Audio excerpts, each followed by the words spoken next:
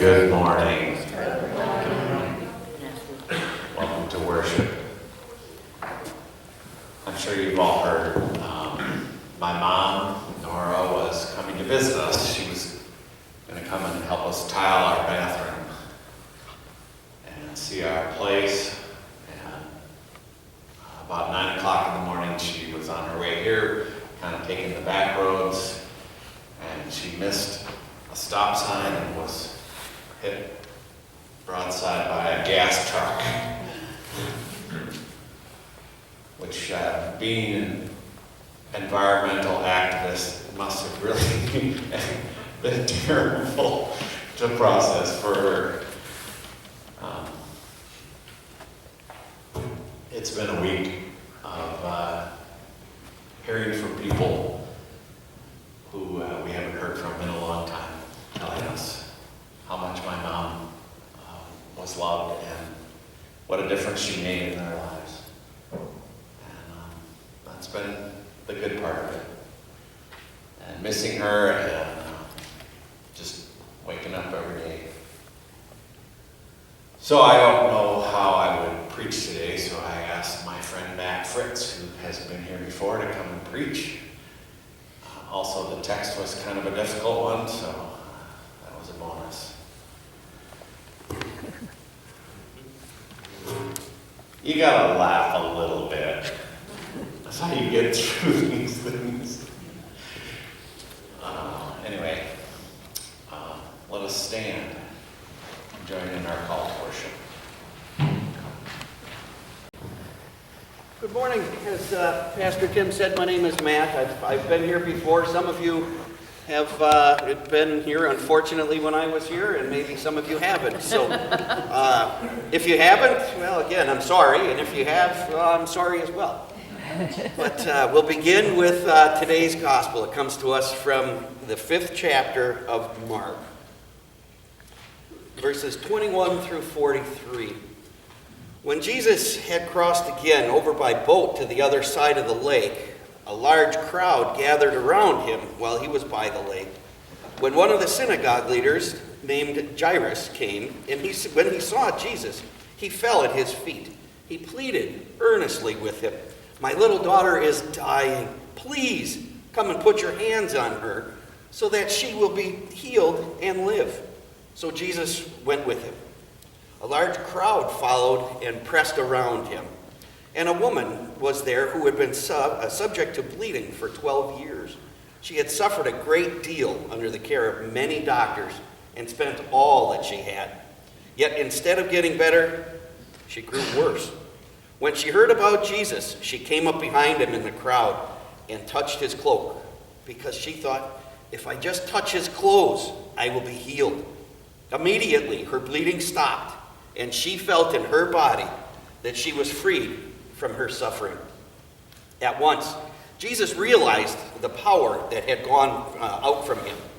He turned around in the crowd and asked, "Who touched my clothes?" "You see the people crowding against you," his disciples answered, "and yet you can ask, 'Who touched me?'" But Jesus kept looking around to see who had done it. Then the woman, knowing what had happened to her, came and fell at his feet, and trembling with fear, told him the whole truth. He said to her, "Daughter, your faith has healed you. Go in peace and be freed from your suffering." While Jesus was still speaking, some people came from the house of Jairus, the synagogue leader. "Your daughter is dead," they said. "Why bother the teacher anymore?" Overhearing what they said, Jesus told him, "Don't be afraid, just believe." He did not let anyone follow him except Peter, James, and John, the brother of James. When they came to the home of the synagogue leader, Jesus saw a commotion, with people crying and wailing loudly. He went in and said to them, "Why all this commotion and wailing? The child is not dead, but asleep." But they laughed at him. After he put them all out, he took the child's father and mother and the disciples who were with him and went in where the child was. He took her by the hand and said to her, "Talitha, come," which means, "Little girl, I say to you, "Get up." Immediately, the girl stood up and began to walk around. She was 12 years old. At this, they were completely astonished. He gave strict orders not to let anyone know about this, and he told them to give her something to eat. This is the word of the Lord. He wasn't kidding when he said it was kind of a tough text. I wasn't quite sure where to go, as I'll kind of explain as we go on here. Faith and healing seem to be prominent issues in these two stories. Verse 34, when Jesus says, "Your faith has healed you," spoken to the sick woman who merely just touched his cloak. And in verse 36, Jesus to the father of the dead girl, "Don't be afraid, just believe." Originally, I had quite a different idea of where this sermon was gonna head until Friday. My daughter had the day off of school, and with 3 of her friends, we went to the Discovery World Museum. You familiar? Down on the lakefront there. It's a museum that focuses on STEM, which is science, technology, engineering, and math. They have a lot of really cool hands-on stuff. It's perfect for a kid like me to get to touch everything and buttons and knobs and such, so it's pretty cool. We, I think, should go as a group. We'll make it a field trip. We'll go sometime, I think. We'll have to put that on the calendar. But not really a place that I envisioned getting inspiration for a sermon on faith and healing. But that's how it goes. You never know when and where the Lord's going to speak to you. And it happened right there. I was looking at a really neat exhibit they have on the wall. It's in the water area by the Great Lakes there. It consists of a wall of tubes, plastic tubes of water from floor to ceiling, and it's probably, 10 or 12 feet wide. And there's valves on the bottom of all these tubes, and they just release little bubbles of air. And as air bubbles do in water, they rise up. Well, all of these valves lined kind of straight across there, it's like an old dot matrix printer, if you remember an old computer printer where it would just print a bunch of dots and that would be the letters. Well, that's how this thing worked. And as the bubbles came up, spread across there, the words and images would kind of float up and kind of materialize when all the bubbles got into the right areas and the right spots. But when I was close to the wall looking at it, I couldn't really see or make sense out of the bubbles. They were just just looked like a mass, a jumble of air bubbles rising, which was kind of neat, just to see all the air bubbles. It was kind of cool. It's kind of difficult to describe, just like our own faith and how we believe and what we believe. It's kind of difficult to put into words exactly what we're feeling when, at least for me, when somebody says, when I say faith, it's hard for me to verbalize what that truly means to me. That display or exhibit kind of reminded me of that. It's kind of hard to describe until you see it, until you live it, and then you know that is. Just like my faith. It's hard to describe, yet when I live it, I know it. And like I said, standing up close to it, I couldn't really make sense of what it was. It was only when I stood back and could take it in from afar when the words became clear and legible. So distance provided clarity for me. I was able to see it clearly the further back that I stood from it. And kind of thinking about that exhibit reminded me of a conversation we had earlier in the week on Tuesday night at the other church. We have a get-together it's a text reading and a worship service.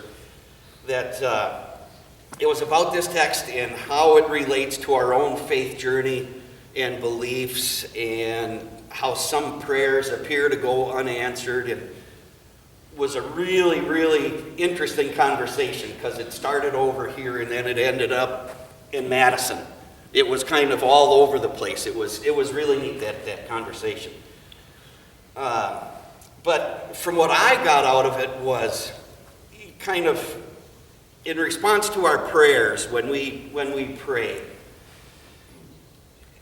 I believe God gives us the opportunity to act. When we pray, if we're praying for healing, does God heal us, or are we given the opportunity to heal ourselves, whether it be body? Sometimes it listens, sometimes it doesn't. Some things are healed, some things aren't. But we're given that opportunity to heal spiritually and bodily, physically or spiritually. And if we pray for patience, does God give us patience or the opportunity to be patient? And same for courage. If we pray for courage, does God give us courage, or does God give us an opportunity to be courageous, to act? And when we pray, God does hear us. He hears all of our prayers. They are heard. They're registered, duly noted. And we just might not get an answer immediately. In today's world, we're tending to get a little impatient, and we expect everything now, and we expect a lot of it.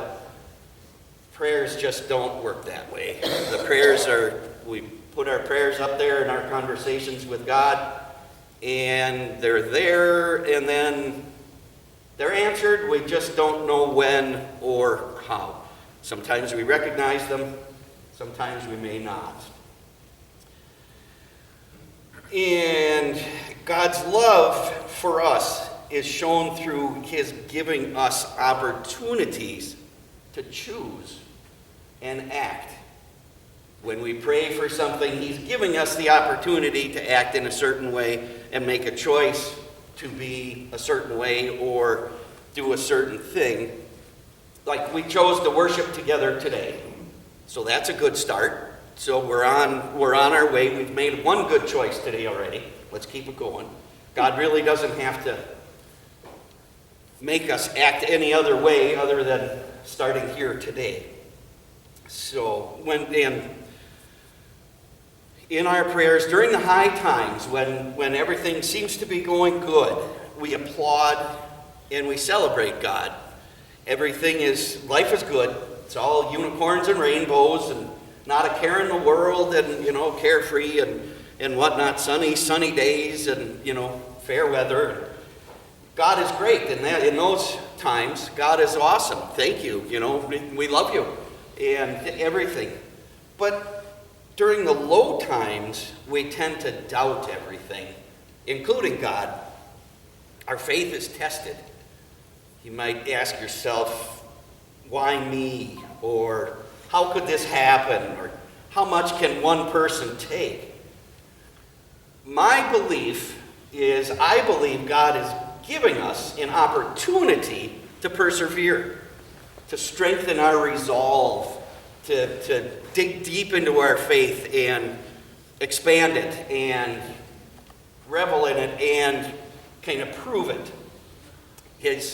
God is not ignoring or punishing us for any way.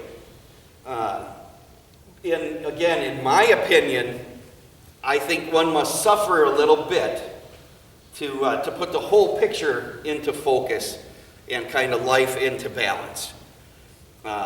I can appreciate the good better if I experience some bad. That's just me. You may be different. You might not see the same way I do, but that's me.